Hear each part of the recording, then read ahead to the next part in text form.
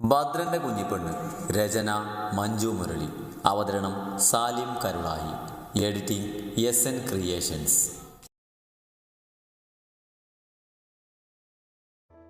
ഹാളിലെ വാതിൽ തുറന്ന് നന്ദു പുറത്തേക്ക് ഇറങ്ങി. മുറ്റത്തേക്ക് ഇറങ്ങി അവൾ വീടിന് ചുറ്റും നടന്നു. വലിയൊരു പറമ്പിന് നടുവിലാണ് ആ വലിയ വീടെന്ന് അവൾക്ക് മനസ്സിലായി. എങ്കിലും ഇത്രയും വലിയൊരു വീട് എങ്ങനെയാണ് ഇവർക്ക് എന്ന് നന്ദുവിന് അറിയില്ലായിരുന്നു. അപ്പോഴാണ് അവൾ തേടിയ വള്ളി കാല് ചുറ്റിയതുപോലെ വീടിന്റെ സൈഡിൽ ചുമരിൽ ചാരിയിരിക്കുന്ന ഒരു കുറ്റിച്ചൂൽ അവൾ കണ്ടത്. അതും എടുത്ത് വീടിന്റെ മുന്നിലേക്ക് ചെന്നു. എന്നിട്ട് വീടിന്റെ ഗേറ്റ് മുതൽ അവൾ അറ്റം അടിക്കാൻ തുടങ്ങി. മുറ്റം അടിക്കാൻ വലിയ ഇഷ്ടമായത് കൊണ്ട് തന്നെ ആ മുറ്റം വൃത്തിയായി നന്ദു അടിച്ചു വാരിയിട്ടു. മുറ്റം അടിച്ച ശേഷം കയ്യും കാലും കഴുകി അടുക്കളയിലേക്ക് കയറി. ഇന്നലെ ഫുഡ് കഴിച്ച പാത്രങ്ങളെല്ലാം കഴുകി വൃത്തിയാക്കി എല്ലായിടവും അടിച്ച് തുടച്ചിട്ടു. പെട്ടെന്ന് ജോലി ചെയ്യുന്ന നന്ദുവിനെ കണ്ട് സ്വയം അവൾക്ക് തന്നെ അത്ഭുതം തോന്നി. എല്ലാവർക്കുമുള്ള ചായയും ദോശയും സാമ്പാറും നന്ദു ഉണ്ടാക്കി. അപ്പോഴേക്കും അടുക്കളയിലേക്ക് അജി വന്നിരുന്നു. നന്ദു പണിയെടുക്കുന്നത് നോക്കി അജി സ്ലാബിൽ കയറിയിരുന്നു. ചായ വേണോ അജിയേട്ടാ? നന്ദു ചോദിച്ചു. ഇപ്പം വേണ്ട, എല്ലാവരും വരട്ടെ, അജി പറഞ്ഞു. ഞങ്ങൾ വന്നു. നിത്യയും മുന്നും അവിടേക്ക് വന്നുകൊണ്ട് പറഞ്ഞു. ഇനി ഭദ്രനും ആദ്യം കൂടെ വരട്ടെ. ഭദ്രൻ എണീറ്റില്ല. അജി എണീറ്റോ? അജി ചോദിച്ചു. ആദ്യേട്ടൻ എണീറ്റില്ല, ഉറങ്ങുവാ, ഞാൻ വിളിക്കാൻ നിന്നില്ല. ദോശ ചൂടുന്നതിൽ നന്ദു പറഞ്ഞു. എന്നാ ഞാൻ പോയി വിളിക്കാം ആദ്യേട്ടനെ. അയ്യോ, നന്ദു നിലവിളിച്ചു. എന്തേ? എല്ലാവരും ഒരുപോലെ ഞെട്ടിക്കൊണ്ട് ചോദിച്ചു. അല്ല, ഞാൻ പോയി വിളിക്കാം, നന്ദു വേഗം പറഞ്ഞു. അതെന്നാ ഞാൻ പോയാലേ? പൊന്നു ദേഷ്യത്തോടെ ചോദിച്ചു. അത് പിന്നെ നീ ഇനി മുകളിൽ കയറി തലവേദനിപ്പിക്കണ്ട, ഞാൻ പോവാം, നന്ദു അത് പറഞ്ഞു. എന്നാ ഞാൻ പോവാം. നിത്യാണ്. പൊന്നു, നീ ചെന്നൊരു ഭാഗത്തിരിക്കും മോളെ. നിത്യ, നീ ദോശ ഉണ്ടാക്കി വെക്ക്. അത് പിന്നെ ഞാനുണ്ടാക്കണോ? നിത്യ ചോദിച്ചു. വേണം, ഞാൻ പോയി ആദ്യം വിളിച്ചിട്ട് വരാം എന്നും പറഞ്ഞ് നന്ദു തിടുക്കത്തിൽ അവിടുന്ന് പോയി. അവളുടെ വെപ്പളം കണ്ട് അവർ 3 പേരും കൂടെ പൊട്ടിച്ചിരിച്ചു. നന്ദു അവരുടെ റൂമിലേക്ക് ചെന്ന് വാതിലടിച്ചു. ആദ്യപ്പോഴും കിടന്നുറങ്ങുകയായിരുന്നു. നന്ദു അവൻ്റെ അടുത്ത് ചെന്ന് ആദ്യയുടെ തലയിൽ തലോടി. അവനെ നെറ്റിയിൽ ചെറുതായെന്ന് മുത്തി. ആദ്യേട്ടാ നന്ദു പതിയെ വിളിച്ചു. ആദ്യമൊന്ന് മൂളി. എണീറ്റ് താഴേക്ക് വിളിക്കുന്നു, എണീറ്റ് വന്നേ. ആദ്യം വീണ്ടും മൂളി. ഞാൻ താഴേക്ക് പോകാം, അങ്ങോട്ടേക്ക് വാട്ടോ, നന്ദു പറഞ്ഞുകൊണ്ട് എണീറ്റതും ആദ്യം നന്ദുവിനെ ബെഡിലേക്ക് മറിച്ചിട്ടു. വിട്ട്, നന്ദു കുതിരിക്കൊണ്ട് പറഞ്ഞു. അടങ്ങി കിടക്കട്ടെ ശ്രീമോളെ, ആദ്യം നന്ദുവിൻ്റെ ചെവിയിൽ പറഞ്ഞു. നന്ദു അടങ്ങിക്കിടന്നു. ആദ്യം മുഖം പോയിട്ട് നന്ദുവിൻ്റെ നെറ്റിയിൽ നിന്ന് അമർത്തി മുത്തി. അവൻ്റെ കൈ കൊണ്ട് അവളുടെ ടോപ്പ് പൊന്തിച്ച് വയറിൽ തഴുകി. നന്ദു ഉയർന്നു പൊങ്ങി ബെഡിൽ കൈയമർത്തി പിടിച്ചുകൊണ്ട് കിടന്നു. ആദിയുടെ കൈ നന്ദുവിൻ്റെ വയറിന് മുകളിലേക്ക് കയറി. അതവളുടെ ഇന്നറിനുള്ളിലേക്ക് കടത്തി നന്ദുവിൻ്റെ മാറിൽ പിടിച്ചു. ആദ്യേട്ടാ, നന്ദു പതിൻ്റെ ശബ്ദത്തിൽ വിളിച്ചു. ആദ്യം നന്ദുവിൻ്റെ കഴുത്തിൽ പതിയെ കടിച്ചുകൊണ്ട് പറഞ്ഞു. ടോപ്പ് അഴിക്കാൻ പോവാ ശ്രീമോളെ. ആദ്യം അതും പറഞ്ഞുകൊണ്ട് നന്ദുവിൻ്റെ തലവഴി ടോപ്പ് അഴിച്ചെടുത്തു. ഇന്നറും അഴിച്ച് അവളുടെ മാറിനെ നഗ്നമാക്കി. അവളുടെ ഉയർന്നു നിൽക്കുന്ന മാറിലേക്ക് ആദ്യം കൊതിയോടെ നോക്കിക്കൊണ്ട് നന്ദുവിനോടായി പറഞ്ഞു. എനിക്കിതിനോട് വല്ലാത്ത കൊതി തോന്നുക ശ്രീമോളെ. ആദിയുടെ വാക്കുകൾ കേട്ട് നന്ദു നാണത്തോടെ കണ്ണുകൾ അടച്ചു. ആദി പതിയെ നന്ദുവിൻ്റെ വായിലാക്കി നുണഞ്ഞു. മറ്റേതിപ്പോൾ കൈകൊണ്ട് ഞെരിച്ചുകൊണ്ടേയിരുന്നു. അവൻ കണ്ണടച്ച് ചുണ്ട് കടിച്ചു പിടിച്ചുകൊണ്ട് നന്ദു കിടന്ന് പൊളഞ്ഞു. ആദിയുടെ തലയിൽ നന്ദു തലോടിക്കൊണ്ടേയിരുന്നു. നന്ദുവിൻ്റെ ഇരുമാറിനെയും മാറി മാറി ആദ്യം നുണഞ്ഞുകൊണ്ടേയിരുന്നു. അവൻ്റെ ഉതിർന്നാൽ അവളുടെ മാരണങ്ങൾ കുതിർന്നു. അവൻ്റെ കൈകൾ നന്ദുവിൻ്റെ ദേഹത്താകെ ഒഴുകി നടക്കാൻ തുടങ്ങി. നന്ദുവിനെ ആദ്യം പൂർണ്ണമായി നഗ്നയാക്കി. ആദ്യവളുടെ മേലേക്ക് പറന്ന് കയറി തുടങ്ങി. നന്ദുവിൻ്റെ കൈയിന് മുകളിലായി അവൻ്റെ കൈയമർന്നു.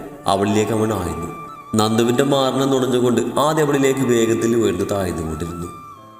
ആദിയെ വിളിക്കാൻ പോയ നന്ദുവിനെ കാണാതെയപ്പോൾ പൊന്നു പറഞ്ഞു. ആദ്യേട്ടനെയും കാണാനില്ല, വിളിക്കാൻ പോയ ആളെയും കാണാനില്ല.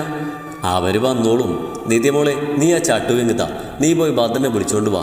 ആദ്യയെ നന്ദുവിനെ വിളിക്കണ്ട കേട്ടോ. അത് പിന്നെ പൊന്നു പോയി വിളിച്ചാൽ മതി. എനിക്ക് പറ്റില്ല, നീ തന്നെ പോണം. പൊന്നു പറഞ്ഞതും വേറെ വഴിയില്ലാണ്ട് ചട്ടക്ക അജിയുടെ കയ്യിൽ കൊടുത്ത് നിത്യഭദ്രൻ്റെ റൂമിലേക്ക് നടന്നു. അജി ദോശ ചുടാൻ തുടങ്ങി. പൊന്നുവൻ്റെ അടുത്ത് തന്നെ ദോശ ഉണ്ടാക്കുന്നത് നോക്കി നിന്നു. ആമി, ഈ ദോശ ഇങ്ങനെ സാമ്പാർ മാത്രമാക്കി കഴിച്ചാലെങ്ങനെ? അജി ചോദിച്ചു. അതാ ഞാനും ആലോചിക്കുന്നേ, നമുക്ക് പഞ്ചാരട്ട് കഴിക്കാം, പൊന്നു പറഞ്ഞു. അതല്ല, എൻ്റെ അമ്മച്ചി ഉണ്ടാക്കുന്ന സ്പെഷ്യൽ ചമ്മന്തി ഉണ്ട്, അത് ഞാൻ ഉണ്ടാക്കാം. Okay, set. എങ്ങനെയാ അതിൻ്റെ ഇൻഗ്രീഡിയൻസ് എന്ന് പറഞ്ഞു തന്നാ എടുത്തു വെക്കായിരുന്നു, പൊന്നു പറഞ്ഞു. ആദ്യത്തിൽ ഉണക്കമുളക് വേണം, നോക്കട്ടെ എന്നും പറഞ്ഞ് പൊന്നു മുകളിലുള്ള കബോർഡ് തപ്പാൻ തുടങ്ങി.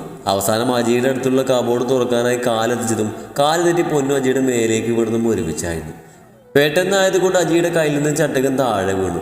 എങ്കിലും അവൻ പൊന്നുവിനെ താങ്ങി പിടിച്ചു, ഒരിക്കലും വിടില്ല എന്ന രീതിയിൽ. ഭദ്രന്റെ റൂമിന് മുന്നിൽ നിത്യ കുറേ നേരം നിന്ന് തിരിഞ്ഞു. ഇന്നലെ നടന്ന കാര്യങ്ങൾ അവളുടെ മനസ്സിലേക്ക് വന്നതും ഉള്ള ധൈര്യം കൂടെ ചോർന്നു പോയി. അവസാനം ഒരു ദീർഘനിശ്വാസം മാഞ്ഞു വിട്ടുകൊണ്ട് നിത്യ പതിയെ ചാരിക്കുന്ന വാതിൽ തുറന്ന് പതിയെ അകത്തേക്ക് കയറി. നിത്യ ചുറ്റും നോക്കി. നല്ല വലിപ്പമുള്ള റൂമാണത്. പ്രത്യേകിച്ചും അലങ്കാരങ്ങളൊന്നുമില്ല, എങ്കിലും നല്ല വൃത്തിയുള്ള റൂം. റൂമിൻ്റെ ജനലിൻ്റെ അവിടെയായി കട്ടിലിട്ടിട്ടുണ്ട്. കട്ടിലിൽ വെട്ടിയിട്ട വാഴത്തണ്ട് പോലെ കിടക്കുകയാണ് ഭദ്രൻ. അവൻ്റെ തലമുടി കാറ്റിൽ പാറി പറിക്കുന്നുണ്ടായിരുന്നു. ശാന്തമായി കണ്ണടച്ചുറങ്ങുന്ന ഭദ്രനെ നിത്യ കുറേ നേരം നോക്കി നിന്നു. പതിയെ ശബ്ദമുണ്ടാക്കാതെ നിത്യ ഭദ്രൻ്റെ അടുത്തേക്ക് നീങ്ങി. കട്ടിലിൽ മുട്ടുകുത്തി ഇരുന്നു കൊണ്ട് അവൾ അവനെ നെറ്റിയിൽ അമർത്തി ചുംബിച്ചു. പെട്ടെന്നായിരുന്നു ഭദ്രൻ അവളെയും കൊണ്ട് തിരിഞ്ഞു കിടന്നത്. നിത്യൊന്ന് ഞെട്ടി അവൾ ഭദ്രൻ്റെ മുഖത്തേക്ക് നോക്കി. കണ്ണടച്ച് തന്നെയാണ് അവൻ്റെ കിടപ്പ്. നിത്യ പതിയെ അവനിൽ നിന്നും മാറാൻ തുടങ്ങി. എന്നാൽ ഭദ്രൻ അവളെ കൂടുതൽ മുറുക്കി. ഭദ്രേട്ട, നിത്യ വിളിച്ചു. ഭദ്രൻ കണ്ണടച്ച് അവൻ്റെ കിടപ്പ് തുടർന്നു. ഭദ്രേട്ട, വിടുവോ? നിത്യ വീണ്ടും വിളിച്ചു. വിടാനല്ലല്ലോ ഞാൻ പിടിച്ചു ശ്രീകുട്ടി. അത് പിന്നെ അവരൊക്കെ ഉണ്ട്, എല്ലാവരും ഉണ്ട്, നിത്യ വീണ്ടും പറഞ്ഞു. അവരവിടെയല്ലേ? ഭദ്രൻ ചോദിച്ചു. പ്ലീസ് ഒന്ന് വിട്, നിത്യ കെഞ്ചിക്കൊണ്ട് പറഞ്ഞു. വിടണമെങ്കിൽ നെറ്റിയിൽ നീ നേരത്തെ തന്ന പോലെ ഒരു മൂത്തം തരണം. ഭദ്രൻ പറഞ്ഞത് കേട്ട് അവൾ കണ്ണു പിടിച്ചു. നിത്യ പതിയെ ഭദ്രൻ്റെ നെറ്റിയിൽ ചുണ്ട് ചേർത്തുകൊണ്ട് മുത്തി. ഭദ്രൻ ചെറു ചിരിയോടെ നിത്യയെ കെട്ടിപ്പിടിച്ചു. നിത്യയുടെ മാറിലേക്ക് ഭദ്രൻ്റെ മുഖം അമർത്തി. നിത്യ അവനെ മാറോട് ചേർത്ത് കെട്ടിപ്പിടിച്ചുകൊണ്ട് ഭദ്രൻ്റെ തലയിൽ തലോടി. അവനവൻ്റെ ഉള്ളിലെ പ്രണയം നിത്യയോട് പറയാൻ വെമ്പുകയായിരുന്നു. നിത്യ അവൻ്റെ തലയിൽ തലോടിക്കൊണ്ടിരുന്നു. ശ്രീകുട്ടി, ഭദ്രൻ പതിയെ നിത്യയുടെ നെഞ്ചിൽ കിടന്നുകൊണ്ട് വിളിച്ചു. ഐ ലവ് യു, ഭദ്രൻ പറഞ്ഞു. നിത്യൊന്നും ഞെട്ടി. അവളുടെ നെഞ്ചിരിപ്പ് കൂടി കണ്ണുകൾ നിറഞ്ഞു. അവളുടെ ഭാഗത്ത് നിന്ന് മറുപടി ഇല്ലാതിരുന്നപ്പോൾ ഭദ്രൻ മുഖം ഉയർത്തി നോക്കി. നിത്യ ഭദ്രൻ്റെ മുഖം അവളുടെ കയ്യിലെടുത്തുകൊണ്ട് ചോദിച്ചു. എന്താ പറഞ്ഞേ? നിത്യ ചോദിച്ചു. ഐ ലവ് യു ശ്രീകുട്ടി എന്ന്. ഭദ്രൻ അവളുടെ മുഖത്തേക്ക് നോക്കി. സത്യമാണോ? നിത്യ നിറകണുകളോട് ചോദിച്ചു. സത്യം എൻ്റെ ശ്രീകുട്ടി, എനിക്ക് ഒരുപാട് ഇഷ്ടപടി, ഭദ്രൻ പുഞ്ചിരിയോടെ പറഞ്ഞു. എനിക്ക് വിശ്വസിക്കാൻ പറ്റണില്ല. നിത്യയുടെ കണ്ണുനീർ ഭദ്രൻ്റെ കവളിൽ ചെന്ന് പതിച്ചു. നീ എൻ്റെ കുഞ്ഞിപ്പെണ്ണല്ലടി. നിത്യയുടെ നെഞ്ചിലേക്ക് മുഖം ചേർത്തുകൊണ്ട് ഭദ്രൻ പറഞ്ഞു. അതെ. ഒന്നുകൂടെ ഭദ്രൻ്റെ മുഖം അവളുടെ നെഞ്ചിലേക്ക് ചേർത്തുകൊണ്ട് അവൾ പറഞ്ഞു. അജേട്ടാ, വിളിക്കാൻ പോയ രണ്ടുപേരെയും കാണാനില്ല. ഒന്ന് ചമ്മന്തി പാത്രത്തിലാക്കുന്നതിനിടെ പറഞ്ഞു.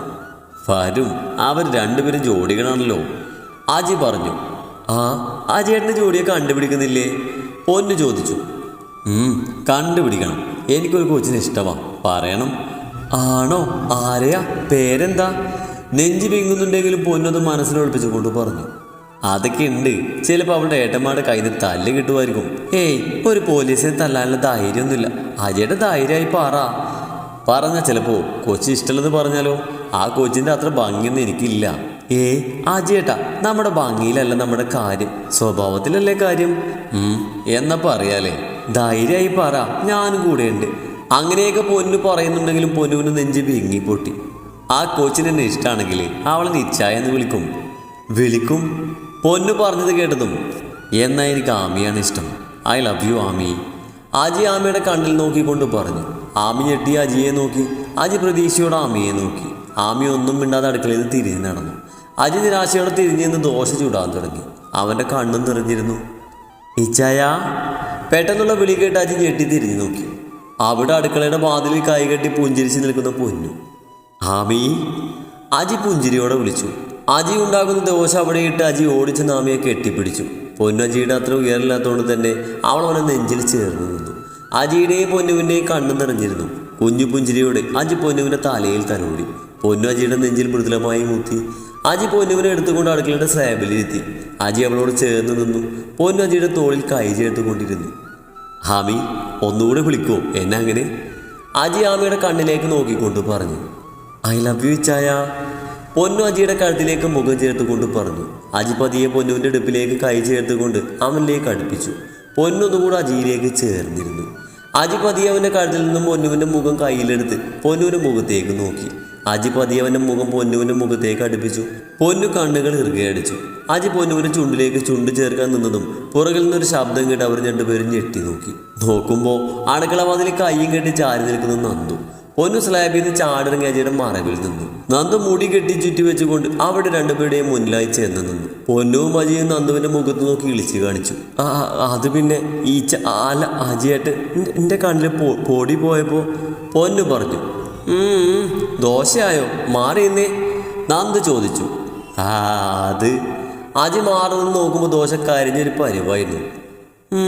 കണ്ണിലെ പൊടി ഊതി നിങ്ങൾ ദോശ കരിഞ്ഞത് മറന്നില്ലല്ലേ? നന്ദു രണ്ടെണ്ണത്തിനെയും നോക്കിക്കൊണ്ട് ചോദിച്ചു. പൊന്നുവും അജിയും വിളിച്ചുകൊണ്ട് നിന്നു. അതല്ല, ഈ നെറ്റിയിലെ സിന്ദൂരം എന്താ പരന്നിരിക്കുന്നേ? പോയ പോലെ അല്ലല്ലോ തിരിച്ചു വരവ്. അതെന്താ ഈ കഴുത്തിലൊരു പാട്? പൊന്നു ചോദിച്ചത് കേട്ട് നന്ദു ആകെ പതറി. അജി ചിരിച്ചുകൊണ്ട് പതിയെ പൊന്നുവിനെ നോക്കി അടുക്കളയിൽ നിന്ന് എസ്കേപ്പ് അടിച്ചു.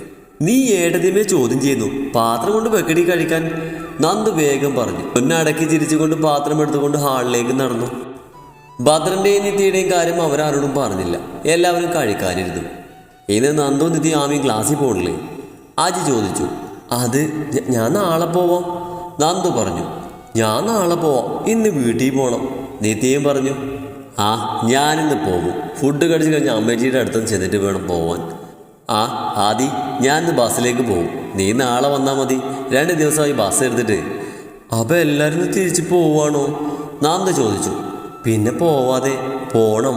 ഇനി ഒരു ദിവസം ഇതുപോലെ എല്ലാവർക്കും ഒരുമിച്ച് കൂടാം, നിത്യ പറഞ്ഞു. നന്ദുവിന് വിഷമായി.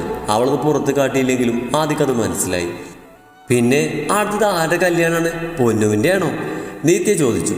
അവളുടെ കല്യാണം നടത്താൻ നിനക്ക് എത്ര തിരക്ക്? പാടിക്കുന്ന കൊച്ചല്ലേ ആമി, നീ ആ ഭാഗത്തിനെ വളച്ച് കേട്ടാൻ നോക്ക്. ആജി അവളോട് ചൂടായി. അത് കൊള്ളാം, ഞാൻ പൊന്നുവിനോടല്ല കെട്ടാൻ പറഞ്ഞ്, പറിച്ച് കേട്ടാ തോന്നും ആജിയേട്ടനോട് കെട്ടാൻ പറഞ്ഞ പോലെ. ഞാൻ അവളെ കെട്ടുന്നേ, ഇനി മേലകം അവളുടെ കല്യാണം എന്നും പറഞ്ഞ് വന്ന.